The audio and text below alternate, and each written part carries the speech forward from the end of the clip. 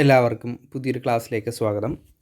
ഇന്ന് നമ്മൾ Kerala economy and development എന്ന മൊഡ്യൂളിൽ നിന്നുള്ള ചോദ്യങ്ങളാണ് പഠിക്കുന്നത്. അപ്പോൾ ഒന്നാമത്തെ ചോദ്യം നോക്കാം. എക്കണോമി ആൻഡ് ഗ്രോത്തിൽ നിന്നുള്ള ചോദ്യമാണ്. When was the state of Kerala formed? ഏത് വർഷമാണ് കേരള സ്റ്റേറ്റ് ഫോം ചെയ്തത്? ഇവിടെ ആൻസർ വരുന്നത് ഓപ്ഷൻ സി ആണ്, 1956. Kerala was formed on November 1, 1956 following the state reorganisation act. അതായത് 1956 നവംബർ 1 കേരള സ്റ്റേറ്റ് ഫോം ചെയ്തിട്ടുള്ളത്. ബേസിക് ആയിട്ടുള്ള ഒരു സിമ്പിൾ ചോദ്യമാണ് ആദ്യം. അടുത്ത ചോദ്യം, which sector is the largest contributor to Kerala's GSDP in recent years? കേരളത്തിൻ്റെ GSDPയിൽ ഏറ്റവും കൂടുതൽ സംഭാവന ചെയ്തിട്ടുള്ളത് ഏത് സെക്ടറാണ്? അപ്പോൾ അതിൻ്റെ ആൻസർ വരുന്നത് ഓപ്ഷൻ സി ആണ്, ടേർഷ്യറി അല്ലെങ്കിൽ സർവീസ് സെക്ടറാണ്. The service sector contribute about 63% of Kerala's GSDP. കേരളത്തിൻ്റെ GSDPയിൽ ഏകദേശം 63% സംഭാവന ചെയ്യുന്നതാണ് സർവീസ് സെക്ടറാണ്, അല്ലെങ്കിൽ ടേർഷ്യറി സെക്ടറാണ്. അടുത്ത ചോദ്യം, as per 2024-25 estimate Kerala's nominal GSDP is approximately. കേരളത്തിൻ്റെ നോമിനൽ GSDP 2024-25 ഏറ്റവും ലേറ്റസ്റ്റ് ആയിട്ടുള്ള കണക്കനുസരിച്ചിട്ട് കേരളത്തിൻ്റെ നോമിനൽ GSDP അപ്രോക്സിമേറ്റ്ലി എത്രയാണെന്നാണ് നമ്മളോട് ചോദിച്ചിരിക്കുന്നത്.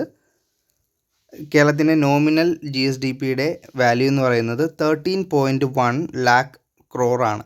റുപ്പീസ് 13.1 lakh crore ആണ്. Kerala's nominal GSDP for 2024-25 is about 13.11 lakh crore rupees ആണ്. അടുത്ത ചോദ്യം, Kerala economic growth rate in 2024-25 was around.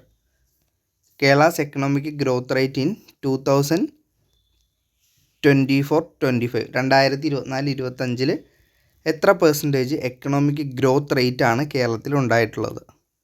എൻ്റെ ആൻസർ എന്താണ്? ഓപ്ഷൻ സി ആണ്, 6.2% ഗ്രോത്ത് റേറ്റ് ആണ് കേരളത്തിൽ ഉണ്ടായിട്ടുള്ളത്. Kerala posted A real growth rate of 6.19% in financial year 25. കേരളത്തിൽ എത്രയാണ്? 6.19, അപ്രോക്സിമേറ്റ്ലി 6.2 എന്ന് വേണമെങ്കിൽ പറയാം. അത്രയും ഗ്രോത്ത് റേറ്റ് ആണ് കേരളത്തിൽ 2024-25 അതായത് ലേറ്റസ്റ്റ് ഫിനാൻഷ്യൽ ഇയറിൽ ഉണ്ടായിട്ടുള്ളത്. അടുത്ത ചോദ്യം, Kerala model of development is best characterized by. Kerala model of ഡെവലപ്മെൻറ്റിൻ്റെ പ്രധാനപ്പെട്ട ക്യാരക്ടറൈസേഷൻ എന്താണ്? നമുക്ക് ഹൈ ഹ്യൂമൻ ഡെവലപ്മെൻറ്റ് ഇൻഡെക്സ് ആണ്, അതുപോലെ തന്നെ സോഷ്യൽ ഡെവലപ്മെൻറ്റും ഇവിടെ കൂടുതലാണ്. ഓപ്ഷൻ ബി ആണ് ശരിയായിട്ട് വരുന്നത്, high human development index and social development status. അതാണ് നമ്മുടെ കേരള മോഡലിൻ്റെ പ്രത്യേകത എന്ന് പറയുന്നത്. The Kerala model is famous for high literacy, health care and life expectancy. നമുക്കിവിടെ ലൈഫ് എക്സ്പെക്റ്റൻസി കൂടുതലാണ്. ഹെൽത്ത് കെയർ സിസ്റ്റംസ് നല്ല രീതിയിൽ വർക്ക് ചെയ്യുന്നുണ്ട്. Literacy rate first among Indian state ആണ്. അടുത്ത ചോദ്യം, income revenue and expenditure Kerala's per capita income in 2024-25. Income revenue and expenditure of Kerala's per capita. Income revenue and expenditure എന്ന ടോപ്പിക്കാണ്, അതിൽ Kerala per capita income in 2024-25 approximately എത്ര എന്നാണ് നമ്മളോട് ചോദിച്ചിരിക്കുന്നത്. ആൻസർ ഓപ്ഷൻ സി ആണ്, 3.7 lakh. 3.7 lakh ആണ് കേരളത്തിൻ്റെ പെർ ക്യാപിറ്റ ഇൻകം എന്ന് പറയുന്നത്.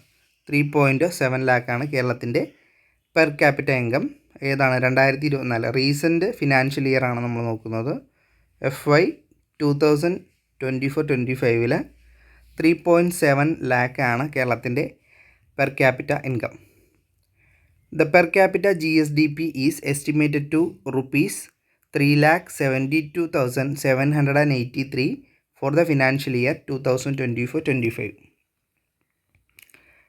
അടുത്ത ചോദ്യം, A principal constraint in Kerala fiscal policy have been.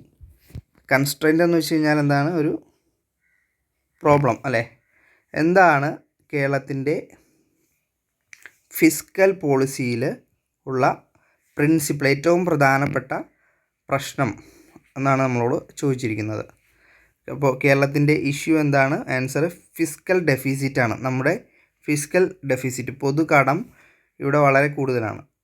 Principle constraint in Kerala fiscal പോളിസിയാണ് ഫിസ്ക്കൽ ഡെഫിസിറ്റ്.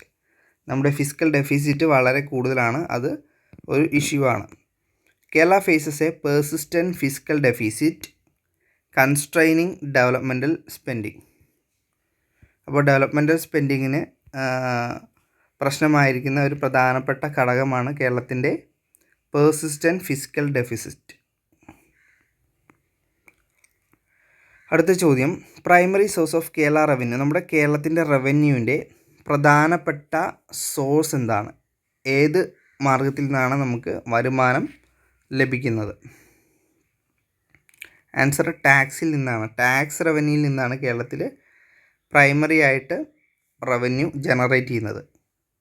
ടാക്സ് റവന്യൂ ആണ് നമുക്ക് കേരളത്തിൽ കൂടുതലും ഉള്ളത്. Tax revenue is the major component of the state income. Tax revenue is the major component of the state income. നമ്മുടെ കേരളത്തിൻ്റെ വരുമാനം generate ചെയ്യുന്നത് കൂടുതലും ടാക്സിൽ നിന്നാണ്. അടുത്ത ചോദ്യം, which of these categories dominate Kerala's public expenditure? Which of these categories dominate Kerala public expenditure? കേരളത്തിൻ്റെ public എക്സ്പെൻഡിച്ചറിൽ താഴെ പറയുന്നവയിൽ ഏതാണ് ഏറ്റവും കൂടുതൽ ഡോമിനേറ്റ് ചെയ്യുന്നത്? എന്തിനു വേണ്ടിയാണ് കേരളത്തിലെ എക്സ്പെൻഡിച്ചർ, അതായത് ചിലവ് കൂടുതലുള്ളത്? നമുക്ക് കേരളത്തിൽ ചിലവ് എന്താണ്? സാലറിയും പെൻഷനും കൊടുക്കുന്നതിനാണ് കേരളത്തിൽ ഏറ്റവും കൂടുതൽ ചിലവുള്ളത്. Salary and pension payment form a major share of the routine public expenditure. നമ്മുടെ പബ്ലിക് എക്സ്പെൻഡിച്ചറിൻ്റെ ഏറ്റവും കൂടുതൽ ചിലവ് വരുന്ന salary and pension payment form a major share of the routine public expenditure. Salaries and pensions payment form a major share of the routine public expenditure. അപ്പോൾ നമ്മൾ ഓർത്ത് വയ്ക്കുക. അടുത്ത ചോദ്യം, Kerala's resource to mobilisation is hindered primarily due to. കേരളത്തിൻ്റെ resource റിസോഴ്സിൻ്റെ mobilisation is hindered primarily due to. എന്താണ് Kerala's resource mobilisation is hindered primarily due to? Answer option A ആണ്, ലിമിറ്റഡ് ഇൻഡസ്ട്രിയൽ ബേസ്. നമുക്കിവിടെ ഇൻഡസ്ട്രിയൽ സെക്ടറിൻ്റെ കുറവുണ്ട്, അതുകൊണ്ടാണ് റിസോഴ്സ് മൊബിലൈസേഷൻ ലിമിറ്റ് ചെയ്തിട്ടുള്ളത്.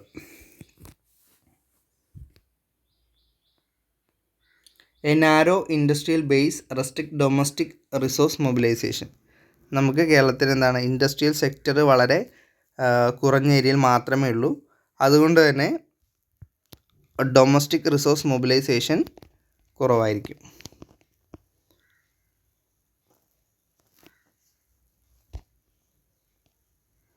അടുത്തത് സിലബസിൽ പ്ലാനിംഗ് പോളിസീസ് ആൻഡ് സെക്ടേഴ്സ് എന്ന ഭാഗത്തു നിന്നുള്ള ചോദ്യമാണ്. Decentralised planning in Kerala was launched with. കേരളത്തിൽ ഡീസെൻട്രലൈസ്ഡ് പ്ലാനിംഗ് എന്ന് പറയുന്ന ഇത് ലോഞ്ച് ചെയ്തത് എങ്ങനെയാണ്? പീപ്പിൾസ് പ്ലാൻ ക്യാമ്പയിൻ്റെ ഭാഗമായിട്ടാണ് കേരളത്തിൽ ഡീസെൻട്രലൈസ്ഡ് പ്ലാനിങ് ലോഞ്ച് ചെയ്തത്. Decentralised planning in Kerala was launched with people's plan campaign. Option A ആണ് ശരി ഉത്തരം. The people's plan campaign was pioneering move in Kerala's decentralised planning. കേരളത്തിൻ്റെ അധികാര വികേന്ദ്രീകരണത്തിൽ ഒരു പ്രധാനപ്പെട്ട പങ്ക് വഹിച്ചിട്ടുള്ളത് പീപ്പിൾസ് പ്ലാൻ ക്യാമ്പയിനാണ്. അടുത്ത ചോദ്യം, which of the following is a key policy goal for Kerala's agriculture sector? കേരളത്തിൻ്റെ അഗ്രികൾച്ചർ സെക്ടറിൽ ഒരു കീ പോളിസി ഗോളായിട്ട് ഉള്ളത് എന്താണ്? കേരളത്തിൻ്റെ അഗ്രികൾച്ചർ സെക്ടറിൽ എന്താണ് കീ പോളിസി ഗോളായിട്ടുള്ളത്? ഡബ്ലിംഗ് ഓഫ് ഫാമേഴ്സ് ഇൻകം ആണ്. കർഷകരുടെ വരുമാനം ഇരട്ടിപ്പിക്കുക എന്നതാണ് കേരളത്തിൻ്റെ അഗ്രികൾച്ചർ സെക്ടറിലെ ഒരു കീ ഗോളായിട്ട് നമ്മൾ കണ്ടിട്ടുള്ളത്. അതായത് ഇപ്പോൾ ഉള്ള വരുമാനത്തിൻ്റെ ഇരട്ടി വരുമാനം നേടിയെടുക്കുക എന്നതാണ് കേരളത്തിൻ്റെ അഗ്രികൾച്ചർ സെക്ടറിലെ ഒരു key goal. Like the national initiative, doubling farmers income is the central concern. അടുത്ത ചോദ്യം, major crop of Kerala as per land use pattern. കേരളത്തിൽ ഏറ്റവും കൂടുതൽ ഇവിടെ കൃഷി ചെയ്യുന്ന അല്ലെങ്കിൽ ലാൻഡിൽ ഏറ്റവും കൂടുതലുള്ളത് ഏത് വിളയാണ്, ഏത് നാണ്യവിളയാണ്? ആൻസർ കോക്കനട്ടാണ്. Coconut dominate Kerala's crop pattern. കേരളത്തിൻ്റെ ക്രോപ്പ് പാറ്റേണിൽ ഏറ്റവും കൂടുതലുള്ളത് ഏതാണ്? കോക്കനട്ടാണ്. അടുത്ത ചോദ്യം, land reforms in Kerala mainly targeted. Land reforms in Kerala മെയിനായിട്ട് ടാർഗറ്റ് ചെയ്തത് എന്താണ്? ഇടനിലക്കാരെ കുറക്കുക എന്നതാണ്. അബോലിഷൻ ഓഫ് ഇൻ്റർമീഡിയറീസ് ആണ്. അതായത് ജന്മിത്ത സമ്പ്രദായമൊക്കെ അവസാനിപ്പിച്ചുകൊണ്ട് കർഷകർക്ക് ടെനൻസിന് നേരിട്ട് ലാൻഡ് കൊടുക്കുക എന്നതായിരുന്നു ലാൻഡ് റീഫോംസിൻ്റെ പ്രധാനപ്പെട്ട ലക്ഷ്യം. Kerala land reform abolish intermediaries making tenants owners. ടെനൻസിനെ ഓണേഴ്സായിട്ട് കൊണ്ടുവന്നു. ഇൻ്റർമീഡിയറ്റിനെ ഒഴിവാക്കിക്കൊണ്ട് ടെനൻസിനെ ഡയറക്റ്റായിട്ട് ഓണേഴ്സാക്കി മാറ്റി.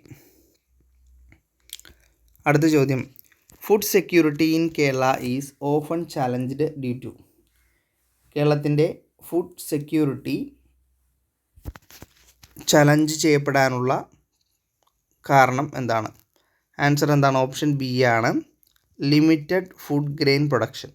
നമ്മുടെ കേരളത്തിൽ എന്താണ് ഫുഡ് ഗ്രെയിൻ പ്രൊഡക്ഷൻ വളരെ കുറവാണ്. അതുകൊണ്ടാണ് കേരളത്തിലെ ഫുഡ് സെക്യൂരിറ്റി ചലഞ്ച് ചെയ്യപ്പെടുന്നത്. Food security in Kerala is often challenged due to limited food grain production. Food grain production ഇവിടെ വളരെ കുറവാണ്. Local food grain production is inadequate. Kerala is a net importer. നമ്മളെന്താണ് ഇറക്കുമതിയിൽ നിന്നാണ് കൂടുതലും ഭക്ഷ്യധാന്യങ്ങൾ കേരളത്തിലേക്ക് കൊണ്ടുവരുന്നത്. അതുകൊണ്ട് തന്നെ നമ്മുടെ ലോക്കൽ ഫുഡ് ഗ്രെയിൻ പ്രൊഡക്ഷൻ വളരെ കുറവായതാണ് ഫുഡ് സെക്യൂരിറ്റിക്ക് ഒരു ചലഞ്ചായിട്ട് വരുന്നത്. അടുത്ത section industry, MSME, energy, infrastructure എന്നീ സെക്ഷനിൽ നിന്നുള്ള ചോദ്യമാണ്. Leading industry in Kerala's manufacturing sector. കേരളത്തിൻ്റെ മാനുഫാക്ചറിങ് സെക്ടറിൽ ലീഡിംഗ് ആയിട്ടുള്ള എന്താണ്? നമ്മുടെ കേരളത്തിൽ നിന്ന് കയറും അതുപോലെ തന്നെ കാഷ്യൂ ആണ് മാനുഫാക്ചറിങ് സെക്ടറിൽ ലീഡ് ചെയ്തിരിക്കുന്നത്. കയറിലാണെങ്കിൽ ആലപ്പുഴ ജില്ലയാണ്, കാഷ്യൂലാണെങ്കിൽ കൊല്ലം ജില്ലയാണ്. Coir, cashew and food processing are prominent industries. അപ്പോൾ ഇങ്ങനെയുള്ള ഇൻഡസ്ട്രീസാണ് കേരളത്തിൽ മുൻപന്തിയിലുള്ളത്. അടുത്തത്, Kerala's MSMEs play a major role in. കേരളത്തിലെ MSMEകൾ മെയിനായിട്ടും എന്ത് റോളാണ് വഹിക്കുന്നത്? ആൻസർ ബി ആണ്, റൂറൽ എംപ്ലോയ്മെൻറ്റ് ജനറേഷൻ. അതായത് റൂറൽ ആയിട്ടുള്ള പ്ലേസുകളിൽ, ഗ്രാമീണ മേഖലകളിൽ എംപ്ലോയ്മെൻറ്റ് ജനറേഷനാണ് കേരളത്തിലെ MSMEകൾ മേജർ റോള് വഹിക്കുന്നത്. Rural employment generation. MSMEs are vital for employment, especially in the rural sectors. അടുത്ത ചോദ്യം, which sector is a major source for Kerala's energy need? കേരളത്തിൻ്റെ എനർജി ഏറ്റവും കൂടുതൽ വരുന്നത് ഏത് സെക്ടറിൽ നിന്നാണ്? അപ്പോൾ എന്താണ് നമുക്ക് എനർജി ലഭിക്കുന്നത്? കൂടുതലും ഹൈഡ്രോ ഇലക്ട്രിക് സെക്ടറിൽ നിന്നാണ് അല്ലേ. ഇന്ത്യയിലാണെങ്കിൽ അത് തെർമൽ സെക്ടറാണ്. കേരളത്തിൽ വരുമ്പോൾ എന്താണ്, അത് ഹൈഡ്രോ ഇലക്ട്രിക് സെക്ടറാണെന്നും കൂടി ഓർത്ത് വയ്ക്കുക. നമ്മുടെ എനർജി നീഡ്സിൻ്റെ ഭൂരിഭാഗവും വരുന്നത് ഹൈഡ്രോ ഇലക്ട്രിക് സെക്ടറിൽ നിന്നാണ്. ഹൈഡ്രോ ഇലക്ട്രിസിറ്റി, അതായത് ജലവൈദ്യുതിയാണ് key component of the state energy portfolio. അടുത്ത ചോദ്യം, Kerala infrastructural development faces a challenge due to. കേരളത്തിൻ്റെ ഇൻഫ്രാസ്ട്രക്ചറൽ ഡെവലപ്മെൻറ്റ് എന്ത് ചലഞ്ചാണ് നേരിടുന്നത്? കേരളത്തിലെ infrastructural development faces a challenge due to. Answer എന്താണ്? Difficult terrain and high density. Infrastructural development നേരിടുന്ന പ്രധാനപ്പെട്ട പ്രശ്നം എന്ന് പറയുന്നത് കേരളത്തിൻ്റെ ഭൂമി ശാസ്ത്രം തന്നെയാണ്. അതായത് നമുക്ക് എന്താണ്, ടെറൈൻ പ്ലേസുകളുണ്ട്, അതുപോലെ തന്നെ ഹൈ ഡെൻസിറ്റി പ്ലേസുകളും ഉണ്ട്. അപ്പോൾ ഈ ചരിവൊക്കെ കൂടുമ്പോഴത്തേക്കും ഇൻഫ്രാസ്ട്രക്ചർ നിർമ്മിക്കാൻ വേണ്ടിയിട്ട് വളരെ പ്രയാസമാണ്. കേരളത്തിൻ്റെ ടെറൈനും അതുപോലെ തന്നെ ഹൈ ഡെൻസിറ്റി റീജിയൻസും ഇൻഫ്രാസ്ട്രക്ചറൽ ഡെവലപ്മെൻറ്റിന് ഒരു ചലഞ്ചാണ്. Kerala terrain and settlement pattern make infrastructural expansion making it a challenge. അടുത്തത്, airport with largest international passenger traffic in Kerala. Airport with largest international passenger traffic in കേരളയാണ്. ഏതാണ്? കൊച്ചിയാണ് അല്ലേ. കൊച്ചിയാണ് കേരളത്തിലെ ഏറ്റവും കൂടുതൽ പാസഞ്ചേഴ്സുള്ള ഇൻ്റർനാഷണൽ എയർപോർട്ട്. കേരളത്തിലെ കോഴിക്കോടുണ്ട്, കണ്ണൂർ, കൊച്ചി, തിരുവനന്തപുരം എന്നീ 4 എയർപോർട്ടുകളുണ്ട്, ഇൻ്റർനാഷണൽ എയർപോർട്ടുകളുണ്ട്. അതിൽ കൊച്ചിയിലാണ് ഏറ്റവും കൂടുതൽ പാസഞ്ചേഴ്സ് ഉള്ളത്. Cochin international airport is the busiest in terms of international traffic.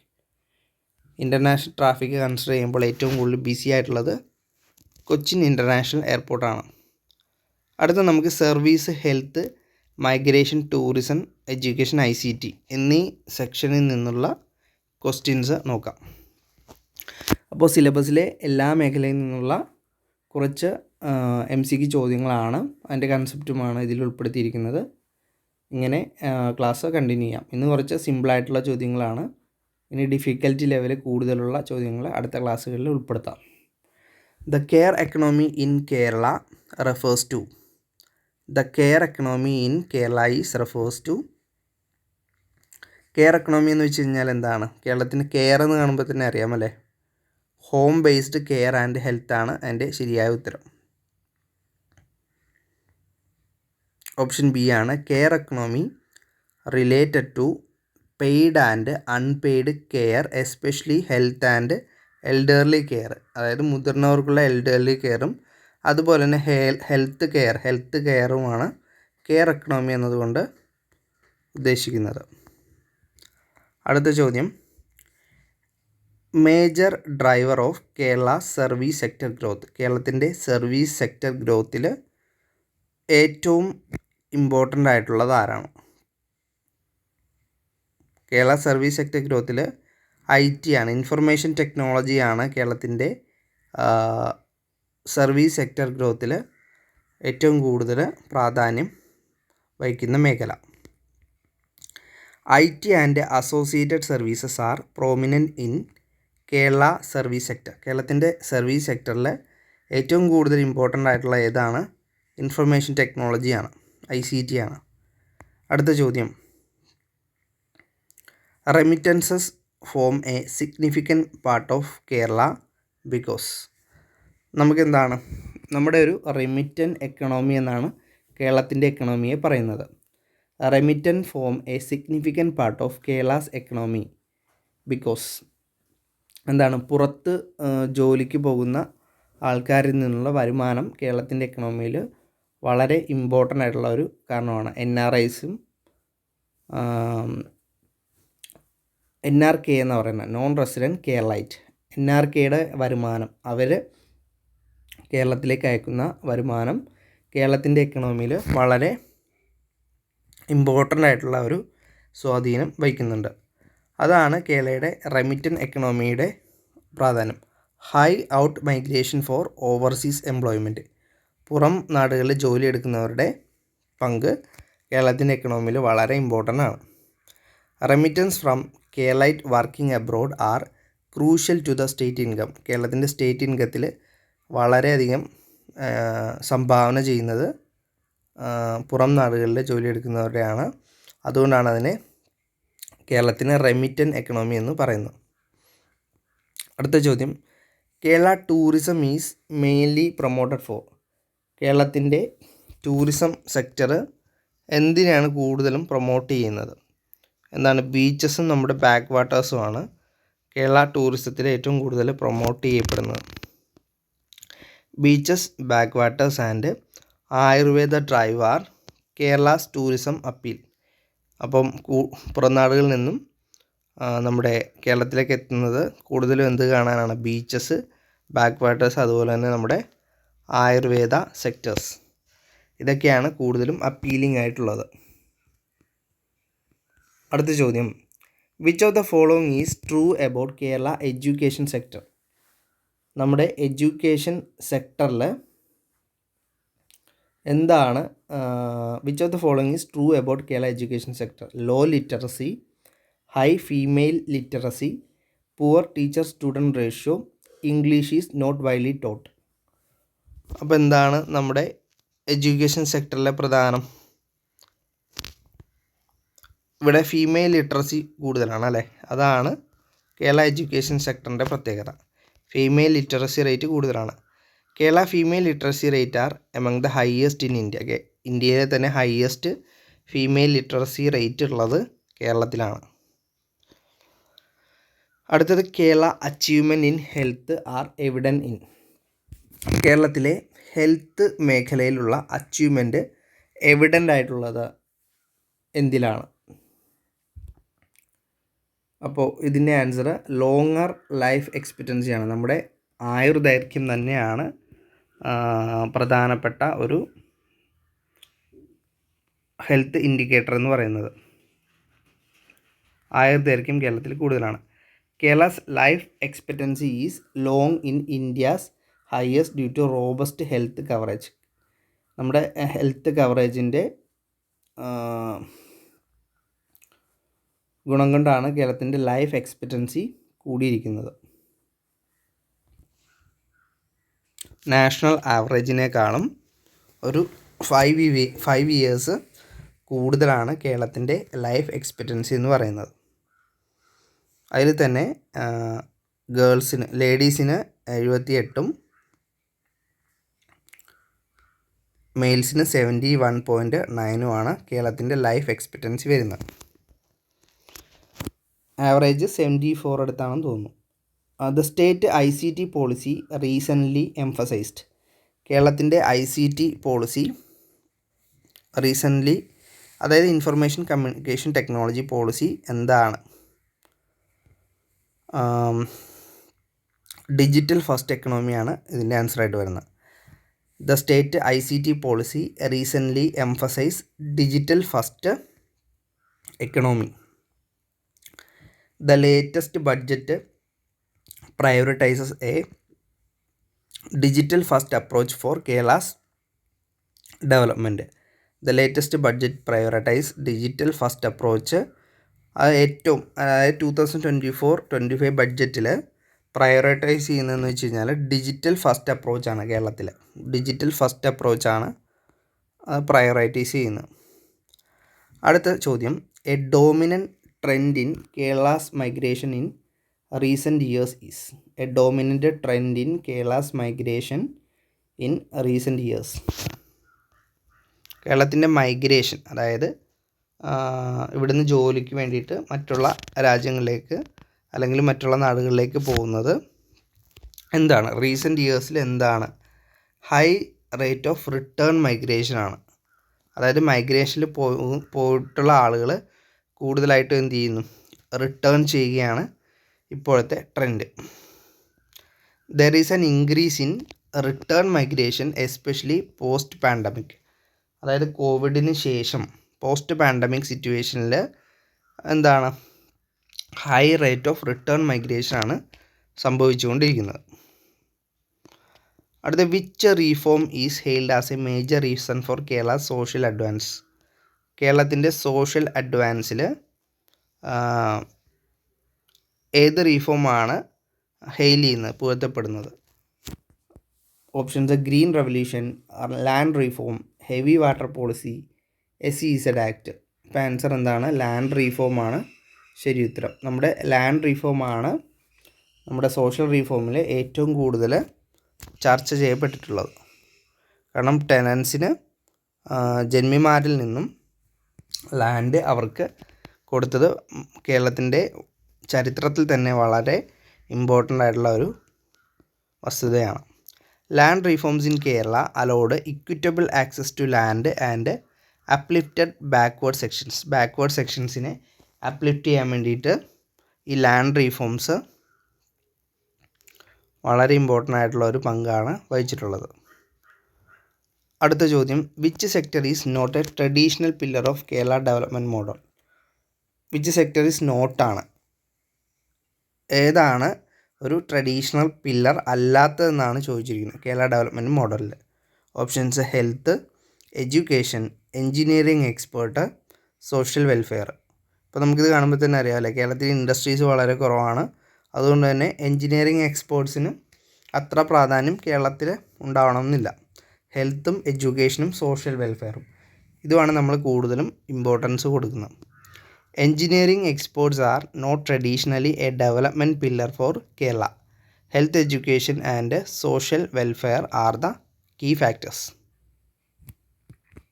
അപ്പോൾ സിലബസ് ഫുള്ളായിട്ട് കവർ ചെയ്തുകൊണ്ട് ഓരോ സെക്ഷനിൽ നിന്നും 2-3 ചോദ്യങ്ങൾ ഉൾപ്പെടുത്തിക്കൊണ്ടാണ് ഈ ഒരു ക്ലാസ് കണ്ടക്ട് ചെയ്തിട്ടുള്ളത്. കൂടുതൽ ക്വസ്റ്റ്യൻസ് ഉൾപ്പെടുത്തിക്കൊണ്ട് നിങ്ങൾക്ക് അടുത്ത ഒരു MCQ സെക്ഷൻ പ്രൊവൈഡ് ചെയ്യുന്നതാണ്. Thank you.